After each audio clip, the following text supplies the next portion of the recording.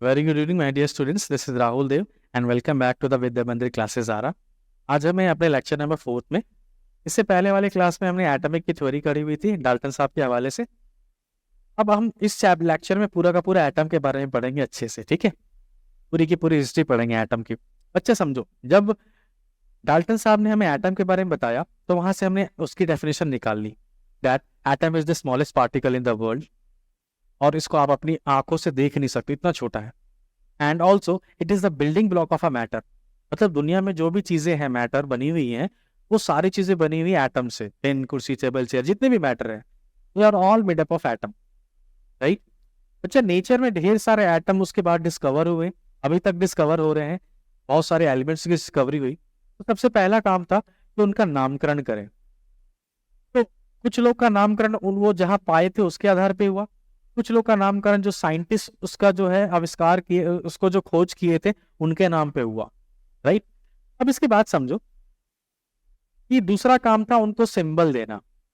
तो पुराने जमाने में हम ड्राइंग के आधार पे देते थे, जैसे ऐसा गोल घेर दिए तो हो गया ऑक्सीजन का, गोल घेर करके डॉट लगा दिए तो हो जाता था हाइड्रोजन का, गोल घेर दिए और पूरा का पूरा सेट कर दिए हो जाता था कार्बन का, राइट।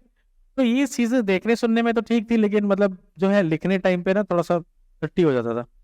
कैसे? तो हमको दो तीन लाइन लिखनी है, उसमें दो तीन एटम्स का हमको जो है ना सिंबल लिखना होता था। तो बताओ कितना पेज ले लेगा वो, है ना, टाइम भी लेता था। तो बच्चा फिर इसका जो है ना सारा जो है काम काज जो है वो IUPAC के पास चला गया, है ना, ऑर्गेनाइजेशन के पास चला गया। अब वो डिसाइड करती है कि किसका नाम कैसे होगा, सिंबल कैसे होगा, वो सारी चीजें थी। तो उसने क्या किया, बात को समझना। मैंने 20 तक के एटम के नाम लिख दिए जो कि आपके क्लास 9 तक में काम करेगा। उसके आगे का जो है हम लेटर ऑन क्लास 11 में काम करेगा, बट यहाँ से समझाते हैं इतने दूर में ही।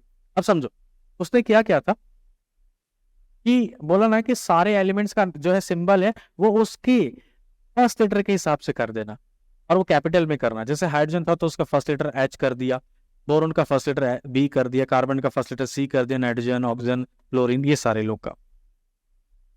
फिर जब ये सारी चीजें कर रहे थे तो उनको कुछ ऐसा दिक्कत आया कि एक से ज्यादा लोग का जो है ना नाम का फर्स्ट लेटर जो है सिमिलर हो रहा था, जैसे हाइड्रोजन और हीलियम का। तो उसको क्या किया कि जो पहले आ रहा था तो उसको कैपिटल लेटर में छोड़ दिया, और उसके बाद जो आया ना, जैसे हीलियम, उसको बोला कि तुम अपना सेकंड लेटर भी जो है इंक्लूड कर लो सिंबल में, लेकिन स्मॉल में करना ना, सेकंड लेटर स्मॉल में। तो उसी में आ गया हीलियम, आ गया बेरिलियम, आ गया, ये सारे लोग यहाँ पे, नियॉन आ गया, ये सारे लोग ऐसे हुए।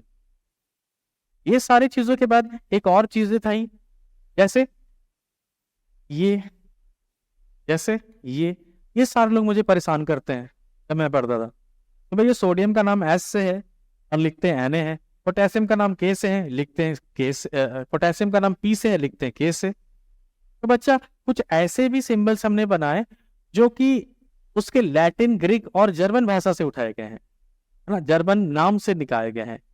जैसे तो सोडियम है, इसका लैटिन नेम होता है नेट्रियम, तो वहां से उठाया गया सिंबल Na।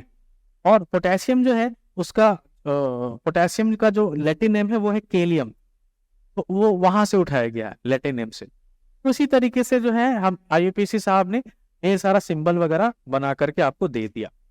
नेक्स्ट बात आती है कि इनका वजन कितना है, इनका मास कितना है, देखिए वेरी वेरी इंपॉर्टेंट है अभी आपके लिए, ठीक है। अब समझो, ये चीजें याद कर लो मैं जो लिख रहा हूँ। हाइड्रोजन का कितना होता है एटॉमिक मास, 1 होता है, हीलियम का 4, लिथियम का 7, बेरिलियम का 9, बोरोन का 11, इसका 12, का 14, 16, 19, 20, 23, 24, 27, 28, ये हो गया 31, 32, 35.5, 40, 39 एंड 40, राइट। तो ये जो है एटॉमिक मास है आपके लिए फिलहाल, राइट, बट मेरे लिए ये मास नंबर है, क्योंकि अभी जो है मास नंबर क्या होता है, मास नंबर होता है नाइट्रोजन को न्यूट्रॉन को और प्रोटॉन का जो नंबर है उसको प्लस करेंगे तो मास नंबर बताएगा। तो आपको जो बताया जाता है वो बताया जाता है मास नंबर, लेकिन बोला जाता है कि एटॉमिक मास है, राइट। तो फिलहाल के लिए हम लोग मान लेते हैं कि एटॉमिक मास है। जैसे पढ़ाई आगे बढ़ेगी तो आपको बताएंगे हम ये मास नंबर क्यों है और एटॉमिक मास क्यों नहीं है। ठीक, तो नेक्स्ट क्लास में हम लोग जो है बात करेंगे about the stability of an atom, कि आखिर कैसे कुछ लोग जो है मॉलिक्यूल का शक्ल में जाते हैं, कुछ आयंस के शक्ल में जाते हैं, कुछ किसी से रिएक्ट नहीं करते हैं, राइट। तो वो सारी चीजें हम लोग नेक्स्ट क्लास में करेंगे। ठीक है, फिलहाल के लिए थैंक यू।